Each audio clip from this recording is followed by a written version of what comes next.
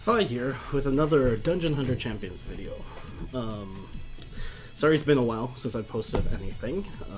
Was on vacation for a little bit, Labor Day weekend, etc, etc. But today I wanted to talk about Steel Widow 11 and the team that I think is relatively easy to build, and that you can use to clear and start farming SW11 if you choose to do so. So here's a team. I did a couple runs wanting to show some consistency of this team. Basically, it's running with Sharma, Fire DG, Water MG, Fire Ink Ninja, and the Nature Pirate. Now, and I'll explain why I think it's still relatively easy to build slash free to play. We'll get into it. So let's see. Let's talk about the team first. So Sharma, of course, it's pretty. It's god of these raids, to be honest, right? Because you need one stripper in SW to clear that immunity. Of course, you guys know that. The CDR leader skill is still key to make sure that all the abilities come up pretty quick. The dot is nice, but personally I don't feel it's so critical. You could probably make up with it in other damage. So if you wanted to, and this is why, you could probably use Fire TK instead of Sharma for this, if you wanted to. So, yeah, Fire DG I think is pretty necessary because you have the defense buff and then the attack down on the boss to help you stay alive during some of the lasers and the circle spit that happens. And of course the Undying save, right? Because occasionally you'll get the time when the lasers come up and was it the Water MG's ult isn't up, and then that save will be just enough to do just the right amount of DPS to clear the team. So you see, this first run I lost 2 guys, but could still clear it 130, right? So, but yeah, Water MG, of course. She's super good because of that ult, the ult damage reduction, so good. When that's up, you can eat the laser thingy, that thingy.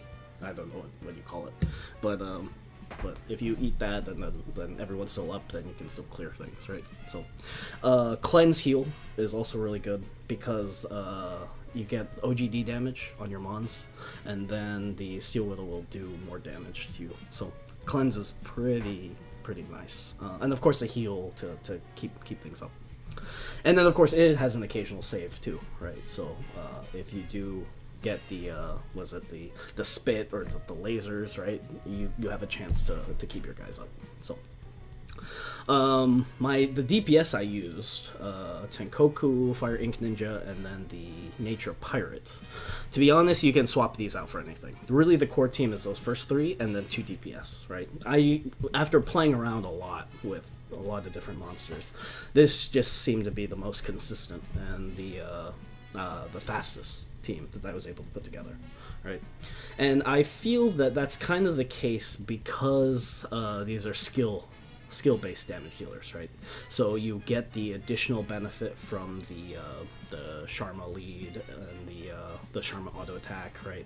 The cooldown reduction in general, right? So Fire Ink, because you get the mark. See, that was a good time. 113 seconds, but Fire Ink, you get the additional mark, you get the ignore damage ult, what do you call it? And it increases damage from the rest of the team with that mark. I like the Nature Pirate because then you get attack buff on everybody, and then also defense break. That's pretty consistent on the boss. So, and then of course that additional OGD, right? Wherever you can squeeze damage in, like OGD, I know people talk it's not so good for Steel Widow, but it's still it's still a good source of damage if you can get it in as extra, right? Yeah. Okay, so the pairing of this and why it works, I think, is the 1 healer, 2 supports, 2 DPS, right? I think that structure is really key because you need a clear Steel Widow within 130, right? If you want to go safer and swap out 1 DPS for another healer, then you won't kill things fast enough, and then that laser will come out, and then you need to make sure, maybe if you wanted to do dual MGs, because the only time I really consistently don't get killed by the laser spray, this thing, is when the MG ult is up. So maybe you could probably do it with that. But the faster run is better anyway, so might as well go 2 DPS, and then with this you can clear it pretty quick. So, yeah, let's see what else. Consistency of this, I think it's to be honest, I need to start marking it, and while I do my runs, and to see how many wins, how many losses, so on and so forth. But I feel, I don't know, maybe 80 to 90% consistent for it at least 130 max, right? Maybe 140, 150 if everything dies, but TK is up and MG is up, and then I can just dot it to death, and then miraculously everything stays alive. But typically it's 130 max time, right? And then you saw 110, 115 were the good times, right? So, and if I really buffed up the damage, and a lot of these are on PvP builds, then the DPS isn't my best DPS set, things like that. Maybe you could speed it up even more, right? But yeah. What else? Yeah, as I mentioned, DPS, you can probably swap it out. Like, Alia is my most wanted net 5 right now, because I would immediately swap her out with Ink Ninja. And then I think this would be a much faster run. But because you still get the mark, and then you get the insane damage that Alia does, right? So, but, yeah. Pirate, I guess one thing I would say, I have tried an attack speed team, like Pixies, and then like Valk, teams like that. I noticed they die a little bit faster. They're less consistent, right? I think they still work. It's not like you can't do it with them, but it's just a little bit less consistent, because, I don't know, the fairy is just super squishy, and maybe I didn't build it right, or so on and so forth, but I couldn't get it to work as cleanly as this team that I'm showing you now. So, but, yeah. And I guess the final point I would talk about is SW10 versus SW11. So, I had maybe about a 40-second SW10 team, and this is 130 SW11. So, I think if you're gonna run, I guess you would have to choose what you want to prioritize. Whether it's you want to get to the top of the energy spent list, if you want fodder discs, or fodder, 3-star fodder and discs, right? Then just run SW10. It's still more worth it to run SW10. But if you want something like what is it? If you want to go for the energy efficiency or gear, then I think SW11 is a lot better. So, yeah. Let's see what else to talk about. I think that's about it that I have on the team itself. Let me show you gear. I think you guys had enough of this, right? It's it's pretty consistent, right? So let's go to the gear. Okay, so gear wise, I think Monuments is pretty easy. You guys can build him 3-star Mon, max skill him as quick as you can. Right now I have him on a PvP set. Right, so he is not on Adept. However, in previous runs of this, I think I was using, instead of Tenkoku, I was using a Nature Siege Tower. I found that running Adept was a little bit more consistent on the team, because you need to make sure that the defense buff is up and the attack break is on the boss, else you'll wipe from little things and then you'll lose the consistency. But so far I want to still use it in Arena too, and in Arena the damage from the high defense build is really good for clearing out the pirates, or the green pirates that run at you. So I kept it at this, and you saw the consistency still isn't bad. 80 to 90, I'm okay with that, an occasional loss here or there. So I did leave it on this build. So you can see high defense, high resistance. Again, you don't need resistance in PvE, but it's my PvP build. I think I'm running him Sturdy Vital. Yeah, Sturdy Vital with triple defense on his runes. So, and max skill, of course. So, but again, you could do Adept Sturdy or whatever, right? So, here's my Tenkoku.